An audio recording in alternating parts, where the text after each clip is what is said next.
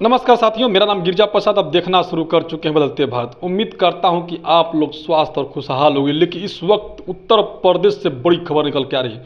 उत्तर प्रदेश के भूतपूर्व मुख्यमंत्री बसपा के सुप्रीमो बहन कुमारी मायावती जी ने बहुत ही ज़बरदस्त हमला बोला है। भारतीय जनता पार्टी व सपा पर एक साथ हमला उन्होंने बोला है। वो भी बातें बताऊंगा। लेकिन आज एक ऐसी घटना घटते घटते बची, उस घटना पर भी बहन कुमारी मायावती जी ने एक पोस्ट जारी कर दिया और सरकार के ऊपर हमला बोल दिया। खासकर केंद्र सरकार व सपा सरकार के ऊपर ज़्यादा तीखी हमलावर हो गई। उस पोस्ट को मैं बताने की कोशिश करूंगा जो ट्विटर एक्स के माध्यम से आया हुआ है। इससे पहले मैं आप लोगों से रिक्वेस्ट करूंगा कि आप लोग बदलते भारत में पहली बार हैं तो चैनल को सब्सक्राइब जरूर कर लें और वीडियो को ज़्यादा से ज़्यादा लोगों तक शेयर करें। अच्छा लगे तो कमेंट और शेयर करना न भूलें।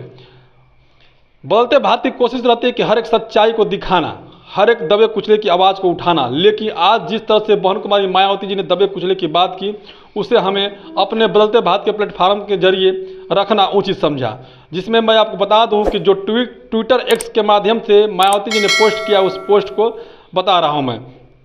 पहला उन्होंने पोस्ट किया है कि यूपी के सुल्तानपुर जिले में इनकाउंटर की घटना के बाद से बीजेपी व सपा में कानून व्यवस्था को लेकर आरोप प्रत्यारोप लगाए जा रहे हैं तथा अपराधी व जाति के नाम पर जबरदस्ती को राजनीति की जा रही है। जबकि इस मामले में दोनों चोर मौसेरे भाई जैसा है।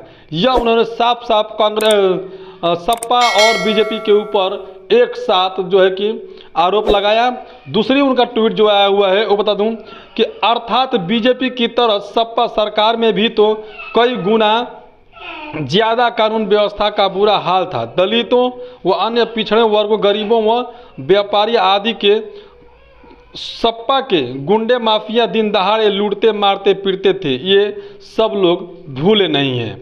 यह मायावती जी ने कहा कि जब समाजवादी पार्टी की सरकार हुआ करती थी 2012 से लेकर 2017 के बीच में, उस समय भी कहीं ना कहीं जो व्यापारी थे या फिर मध्यम वर्ग के लोग थे, कहीं लूटपाट होती थी, दिन दहाड़े मारपीट करते थे, उनके साथ गुंडागर्दी की जाती थी सपा के सरकार में। वही सेम भाजपा भी कर रही है, जिसके चलते उन्होंने कहा कि ये चोर मौसेरे भाई है। तीसरा ट्विटर उनका जो है ट्वीट है, जबकि उत्तर प्रदेश में वास्तव में कानून द्वारा कानून का राज बीएसपी के शासन में ही रहा है। जाति व धर्म के भेदभाव के बिना लोगों को न्याय दिया गया, कोई फर्जी इनकाउंटर आदि भी नहीं हुए। अतः बीजेपी व सपा के कानूनी राज के नाटक से सभी सजग रहे। उन्होंने कहा कि जब 2007 से लेकर 12 के बीच में मायावती जी की सरकार यानी बसपा की सरकार रही, उस दौरान पर मायावती जी की जब सरकार हुआ करती थी तो गुंडाओं माफियाओं अपने इलाके छोड़कर फरार हो चुके थे। जो बचे खुचे थे वो जेल में सड़ रहे थे। और राजा भैया को आप लोग जानते होंगे, सबसे जो उत्तर प्रदेश के सबसे कद्दावर गुंडा कहे जाने वाले राजा भैया को भी जेल के पीछे डाल दिया गया कोटा लगा करके। जिसमें बता दूं कि उन्होंने एक और पोस्ट जारी किया, उस पोस्ट को भी बताने की कोशिश करूंगा। उसके बाद जो है कि कुछ बातें आप लोगों के बीच में रखूंगा, क्योंकि ये बातें जरूर रखना उचित है। उन्होंने एक चौथा जो ट्वीट है और आज की जो बड़ी घटना है उसके बारे में उन्होंने कहा कि कानपुर में रेलवे पटरी पर गैस सिलेंडर आदि रखकर रेल दुर्घटना कराने के षड्यंत्र का विफल होना संतोषजनक। इसकी उच्च स्तरीय जांच पड़ताल के दोषियों के विरुद्ध सख्त कार्रवाई जरूरी है ताकि जन व रेल सुरक्षा बनी रहे।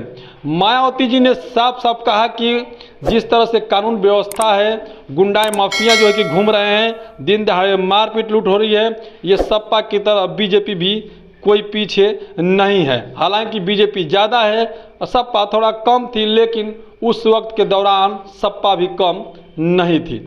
लेकिन जिस तरह से रेलवे लाइन पर सिलेंडर रखा गया और कहीं ना कहीं रेल कर्मी के साथ, रेल में सफ़र करने वाले के साथ, फिर रेल के साथ सरकारी संपत्ति नुकसान करने के साथ साथ तमाम तरह की वहाँ घटनाएं बाल बाल होने से बच गई।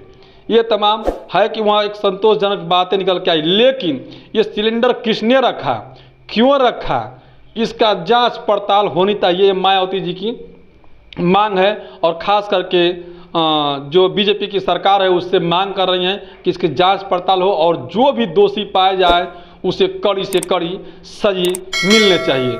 जब सज़ा उसे मिलेगा तो अगला कोई व्यक्ति ऐसा काम नहीं करेगा। यह बसपा के सुप्रीम बहन कुमारी मायावती जी की बातें थी।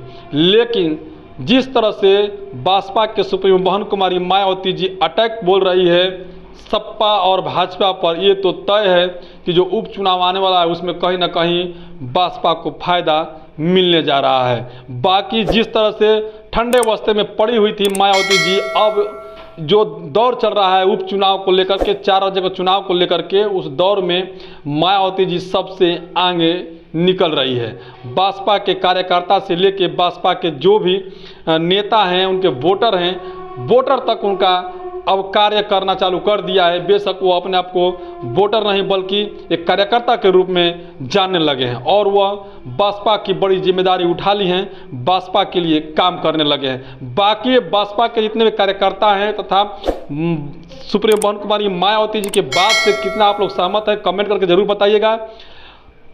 सपा के गुंडागर्दी और बीजेपी के गुंडागर्दी में कोई भी कमियां नहीं रह गई है, इस पे भी आप लोग कमेंट जरूर कीजिएगा। अच्छा लगे तो वीडियो को शेयर करना, लाइक करना और कमेंट करना न भूलिएगा। धन्यवाद।